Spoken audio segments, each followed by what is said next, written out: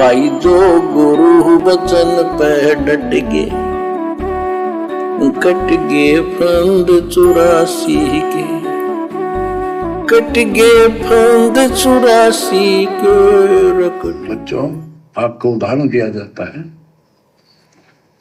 आप आज के नहीं लगे हो, बहुत युगों से परमात्मा की भक्ति में लगे हो। वैसे तो जिस दिन से अपने भगवान को छोड़कर, अपने पिता को छोड़कर हम इस काल के साथ आए थे, कुछ दिन के बाद इसकी स्वभाव और बकवादों का एहसास हो चुका था। हम जो धन लाए थे वो लूट लिया था और फिर हमारे से मजदूरी कराता है। पृथ्वी पर जाओ, भक्ति करो, स्वर्ग में आओ, महास्वर्ग ब्रह्मलोक में आओ। वहाँ इनके होटल हैं, हमारी भक्ति के धन से ही अपना कारोबार चला रहे। 21 ब्रह्मांड ऐसे चल रहे। जैसे भारत देश की सरकार भारत देश की जनता के टैक्स से अपनी सर्व सुख सुविधा भोग रहा है, विमान में घूमता है, होटलों में खाता है, अच्छे अच्छे कपड़े पहनता है, दुनिया भर की बकवादे करते हैं, राजनीतिक सभाएं करते हैं। तो भारत देश का प्रधानमंत्री कोई टोकरी थोड़ी डालता है, कोई मजदूरी थोड़ी करता है। अपने पिछले जन्मों की भक्ति की जो मड़ाई है उसको खर्च कर रहा है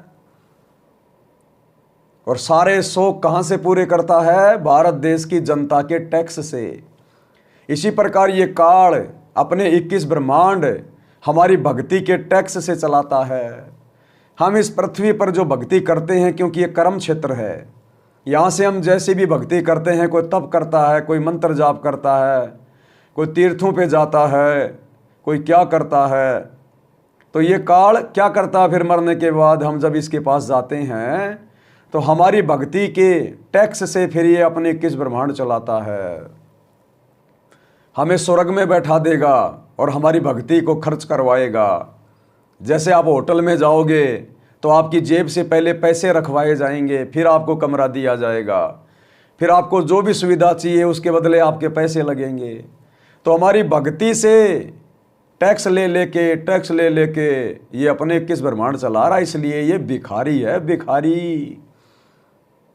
देश का राजा भी भिखारी होता है, भिखारी। उसके पास अपनी संपत्ति नहीं होती, जनता की संपत्ति से सारा काम करता है। तो इस प्रकार से भाई और बहनों ये पूरा सिस्टम ऊपर से लेकर नीचे तक चला हुआ है।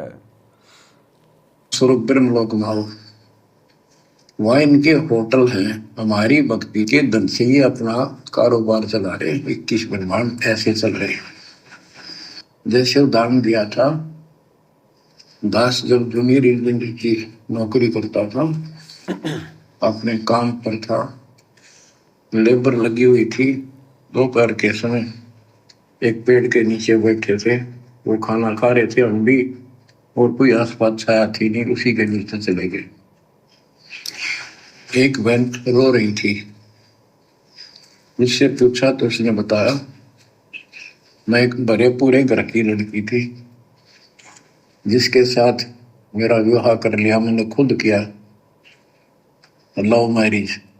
ये हमारे वहां नौकर था।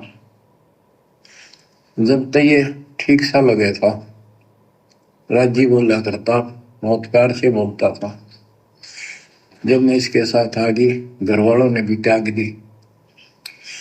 जो मैं धन लेकर बाज का आई थी, घर पर निकाल के लाई थी, वो सारा इसने सारा उड़ा दिया। अब मुझे कहता है मजदूरी कर, मैं मजदूरी करती हूँ, वो शराब पीता है। ठीक इसी प्रकार भाई और बहनों, परमात्मा ने जो इस बहन का उदाहरण दिया ना, इसी प्रकार वो बहन समझो हम आत्माएं जो हम सतलोक में थे, अपने पिता के घर में थे, सर्व सुख संपन्न थे। और जिस प्रकार वो लड़की अपने नौकर से वो प्रेम करके और अपने पिता के घर को छोड़ के आ गई, हमने सतलोक में इस काल से प्रेम कर लिया, इसके ऊपर आसक्ता जाहिर कर ली। उस समय तो ये हमें बहुत प्यारा लग रहा था, बड़ा मीठा बोल रहा था कि चलो मैंने अलग से 21 ब्रह्मांड प्राप्त कर लिए हैं पिताजी से, बहुत अच्छी सृष्टि बनाऊंगा, बढ़िया बढ़िया लोक बनाऊंगा, दूध की नदियां बहेंगी, शहद की नदियां बहेंगी, हीरे मोतीलाल के पहाड़ बनाऊंगा, बड़े बड़े झरने बनाऊंगा, बड़े बड़े गार्डन बनाऊंगा, कुछ नहीं करेंगे, खाएंगे पिएंगे मौज करेंगे। तो वहाँ तो ये हमें बड़ा प्यार से बोलता था, जैसे वो नौकर जब वो लड़की अपने बाप के घर थी तो बड़ा प्यार से बोलता था, मैं तेरे को खुश रखूंगा, तेरे को कभी दुखी होने नहीं दूंगा। और जब वो लड़की अपने बाप के घर से अपने माता पिता के गहने वाने चोरी करके, थोड़े बहुत पैसे चोरी करके उसके पास नौकर के साथ भग के आ गई, तो जब तक वो धन था लड़की के द्वारा चुराया गया, तब तक तो उसने लड़की को प्यार से रखा, प्रेम से रखा। और जैसे ही वो धन उसका ख़त्म हुआ, फिर वो उसके साथ मार पिटाई करने लग गया और कहा कि कमा, नहीं तो ये बच्चे कौन पालेगा, मैं तो नहीं पालूंगा, वो तो खा रहा पी रहा है, मस्ती कर रहा है, शराब पीता है। अब वो लड़की अपने बच्चों की परवरिश के लिए कमा रही है, मजदूरी कर रही है, रो रही है। तो हम अपने पिताजी के घर से जो भक्ति धन लेके आए थे, जब तक वो हमारे पास भक्ति थी तब तक तो इसने हमारे को ऊपर के लोकों में रखा, महास्वर्ग में रखा, स्वर्ग में रखा, बड़े प्यार से रखा, सारी सुविधाएं दी। और जैसे जैसे वो सुख भोगते भोगते हमारा भक्ति धन समाप्त होता चला गया, फिर इसने हमें पृथ्वी पर पटक दिया। थोड़ा बहुत भक्ति धन था तो इसने राजा बना दिया, और जब भक्ति धन समाप्त हो गया, जैसे वर्तमान में इस कलयुग में हम सब खाली हो चुके हैं। अब कोई मजदूरी कर रहा है, कोई रोड पे काम कर रहा है, कोई धूप में काम कर रहा है, कोई फैक्ट्री में काम कर रहा है। चाहे हम भूखे मरें, चाहे हम प्यासे मरें, चाहे हमारे तन पे कपड़े हैं या नहीं हैं, मकान है या नहीं है, अब इस काल को हमारी कोई चिंता नहीं है कि भैया अगर मेरे पास रहना है, मेरे पास आना है, तो भैया भक्ति कर, धन जमा कर और मुझे भी उसका टैक्स दे। जैसे वो पति कह रहा है कि मजदूरी कर, अपना और अपने बच्चों का पेट भर, और मैं भी दारू के पैसे लूँगा। तो इसी प्रकार हम यहाँ पर मजदूरी करते हैं, दुख पा रहे हैं, कोई तप कर रहा है, कोई भक्ति कर रहा है, कोई तीर्थों पे जा रहा है। थोड़ा बहुत हमारी भक्ति कमाई बनती है, शरीर छूटने के बाद ये ऊपर जाके छीन लेता है और फिर नीचे पटक देता है, फिर 84 लाख में धक्के मारता है, वो अलग। गधे कुत्ते सुअर बनाता वो अलग, वो तो एक्स्ट्रा दुख है। तो आज आप और हम आत्माओं की स्थिति उस बहन के जैसी है। तो परमात्मा हमें जागृत कर रहे हैं कि बच्चों तुम्हारे साथ में ऐसी बनी हुई है, और आज तुम्हारा सौभाग्य है। उस बहन का सौभाग्य जागृत नहीं हुआ, उसका पिता, उसके पिता ने उसको दिल से त्याग दिया, उसका पिता उसे लेने नहीं आया।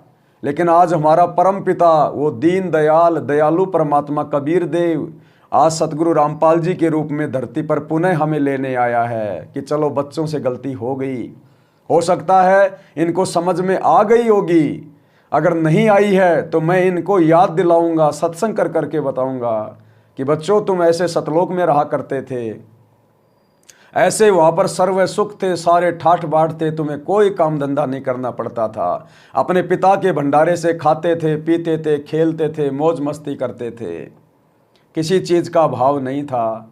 फिर तुम इस काल के चक्कर में पड़ गए, अपने पिता को तुमने दुखी किया, नाराज किया। तो ये सृष्टि रचना के माध्यम से फिर गुरुदेव ने हमें पूरी सत्य राम कथा बताई है, नारायण कथा है ये सृष्टि रचना, सत्यनारायण कथा। इस सृष्टि रचना को सुनने मात्र से हमें इतना लाभ मिलता है, हमारी आत्मा इतनी चार्ज होती है। रामायण का पाठ हम लाख बार सुन लें, और सृष्टि रचना को यदि 1 घंटे भी ध्यान से सुन लिया तो इस 1 घंटे का फल उस लाखों बार सुनी गई रामायण से करोड़ों गुना ज़्यादा है, करोड़ों गुना। क्योंकि रामायण तो एक जीव की कथा है और सृष्टि रचना पीव की कथा, सत्यनारायण की कथा है, कबीर देव सतगुरु रामपाल जी भगवान की कथा है। इसलिए हमें परमात्मा कहते हैं कथा करो करतार की, सुनो कथा करतार, और ये आन कथा सुनिए नहीं कहे कबीर विचार। अगर सत्संग सुनना है तो अपने भगवान का, अपने गुरु जी का, चर्चा करो तो अपने भगवान की, अपने गुरु जी की, महिमा करो तो अपने भगवान की, अपने गुरु जी की। आन कथा सुनिए नहीं, ये अन्य देवी देवताओं की कथा, पीर पैगंबरों की कथा, अवतारों की कथा, ये तो हमारे जैसे दो कोटि के जीव हैं। आप और हम भी कितनी बार राम रह चुके हैं, श्री कृष्ण जी रह चुके, तो हम क्या करेंगे अपने खुद की कथा सुन के, जब आज हम लोग मजदूर बने हुए हैं। जब आज हमारा भला नहीं हो रहा तो कथाएं सुनने से भला क्या हो जाएगा। तो हमने केवल अपने गुरुदेव भगवान के आसपास ही रहना है, उन्हीं की महिमा करनी है, उन्हीं की भक्ति करनी है। भाई जो गुरु बचन पे डट गए, कट गए फंद 84 के, कट गए फंद 84 के, कट गए फंद 84 के।